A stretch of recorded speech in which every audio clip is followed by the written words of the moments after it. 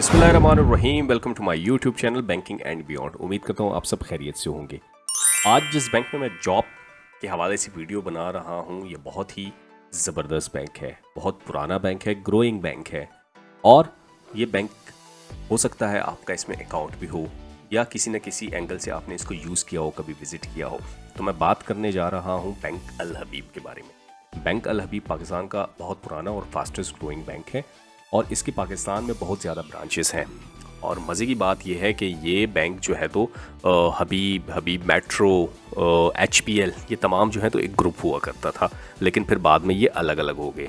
तो ये सेठिया बैंक है, अच्छा बैंक है, अच्छे बोनसेस देता है, अच्छी सैलरीज ऑफ़र करता है और भी बहुत सी प्रिविलेजेस यहाँ पे हासिल हैं एम्प्लॉयज़ को। तो बढ़ते हैं आगे, मज़ीद टाइम वेस्ट किए यहाँ पे जो जॉब्स आई हैं उसके हवाले से रिक्वेस्ट करूँगा चैनल को लाइक एंड सब्सक्राइब करना ना भूलिए। डिटेल में मैं आपको गाइड करूँगा कि ये जॉब कहाँ आई है, कैसे अप्लाई करना है, इसका क्राइटेरिया क्या है, एज वगैरह सब मैं डिटेल में डिस्कस करूँगा। फ़ोन बैंकिंग ऑफिसर, जब हम कॉल सेंटर कॉल करते हैं तो वहाँ पर एक नुमाइंदा कॉल उठाता है और आपको कहता है वेलकम टू, आपका कॉल करने का शुक्रिया, फलां बैंक में बताएं मैं आपकी क्या मदद कर सकता हूँ। तो ये जी फ़ोन बैंकिंग ऑफिसर होते हैं या कॉल सेंटर ऑफिसर्स होते हैं।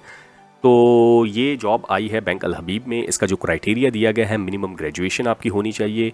डिपार्टमेंट जो है तो ADC बिजनेस डिवीजन है, कॉल सेंटर डिवीजन है। Fresh graduates, prior call centre experience will be preferred, मतलब अगर आप फ्रेश ग्रेजुएट्स हैं तो भी अप्लाई कर सकते हैं और अगर आपका कॉल सेंटर का प्रीवियस एक्सपीरियंस है तो भी आप अप्लाई कर सकते हैं।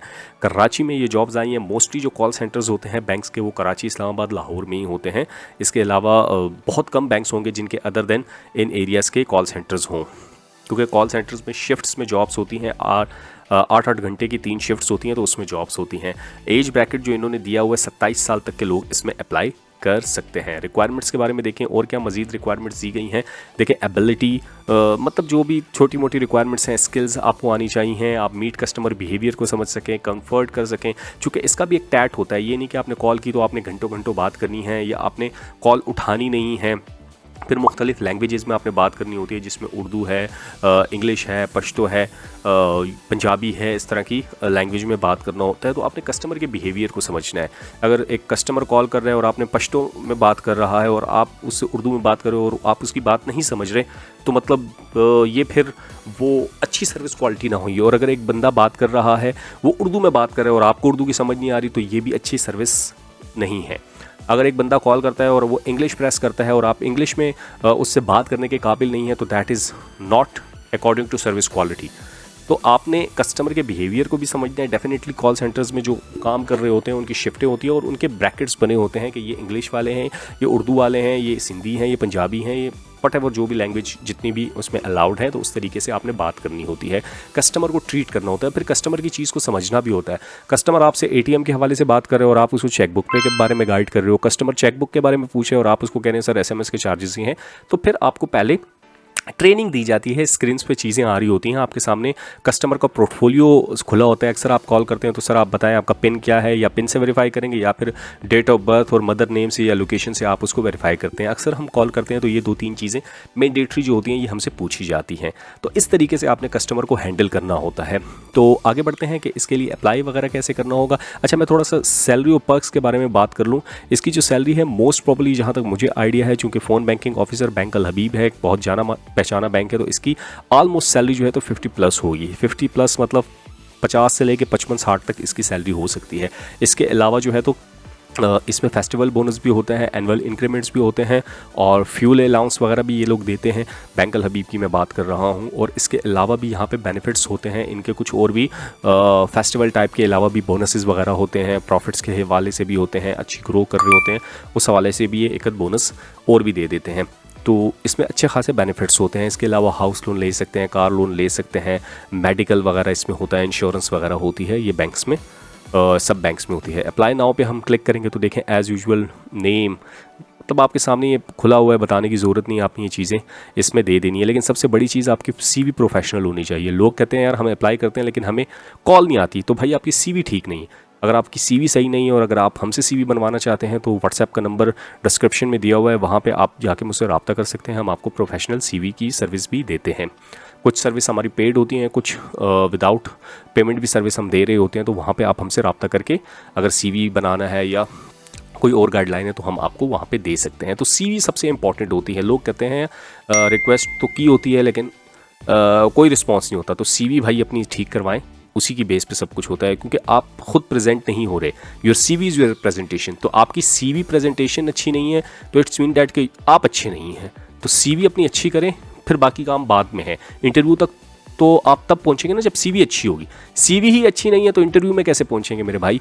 तो इसमें आपने जो है तो नेम देना है, father name, date of birth, ये सारी चीज़ें आपने ठीक देनी है, ठीक है। ईमेल एड्रेस बहुत इंपॉर्टेंट है। बैंक आपको अक्सर कॉल नहीं करता, ईमेल पर रब्ता कर रहा होता है, तो ईमेल इज़ मोस्ट इंपॉर्टेंट। चीज़ें आपने सही देनी है। CNIC, current address, permanent address, country आपकी कौन सी है, सिटी कौन सी है, पोस्टल कोड क्या है, डिग्री कौन सी है। देखें यहाँ पे ऐड मोर क्वालिफिकेशन है।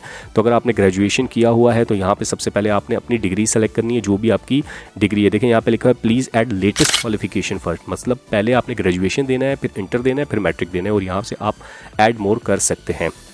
प्रोफेशनल यहाँ पे अगेन लिखा हुआ है add the latest experience first. तो अगर आप निल हैं तो निल कर दें, छोड़ दें इसको। और अगर आप एक्सपीरियंस है आपका तो यहाँ पे एम्प्लॉयर नेम लिखें, initial position, last position, department from to, और अगर अभी भी जॉब कर रहे हैं वहाँ पे तो टिल डेट कर दीजिएगा, ठीक है। और अगर आपका और कोई एक्सपीरियंस है तो यहाँ पे आके आप ऐड कर सकते हैं।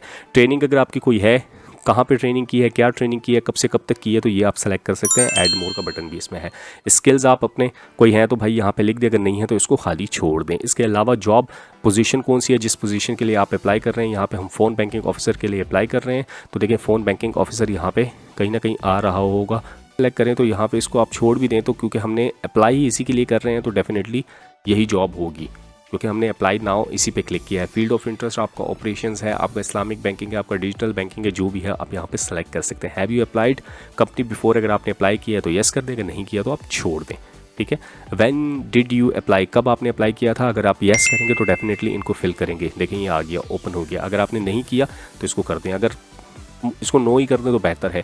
अटैच रिज्यूम यहाँ पे आप क्लिक करके अपनी सीवी अटैचमेंट दे सकते हैं, जहाँ भी आपकी अटैचमेंट है। और यहाँ पे कैप्चा आपने फिल करना है, जो भी आपका यहाँ पे आ रहा है ये ठीक कर तरीके से करना है, ताकि पता चले कि आप रोबोट वगैरह या ऑटोमेटिकली कोई मशीनरी के थ्रू तो अप्लाई नहीं कर रहे। तो यहाँ पे आपने सबमिट का बटन प्रेस कर देना है, चूँकि डेफिनेटली मैंने चीज़ें फिल नहीं की हुई तो ये नहीं होगा। तो ये वो तमाम डिटेल थी फ़ोन बैंकिंग ऑफिसर के हवाले से, इस पर आप अप्लाई कर सकते हैं। देखें यहाँ पे जब आप क्लिक करते हैं ना, ये देखें फ़ोन बैंकिंग को मैं बंद करता हूँ, यहाँ पे जब मैं इसको खोलता हूँ तो इसी के नीचे आ रहा है अप्लाई नाउ, तो आपने इसी के थ्रू अप्लाई करना है, ठीक है।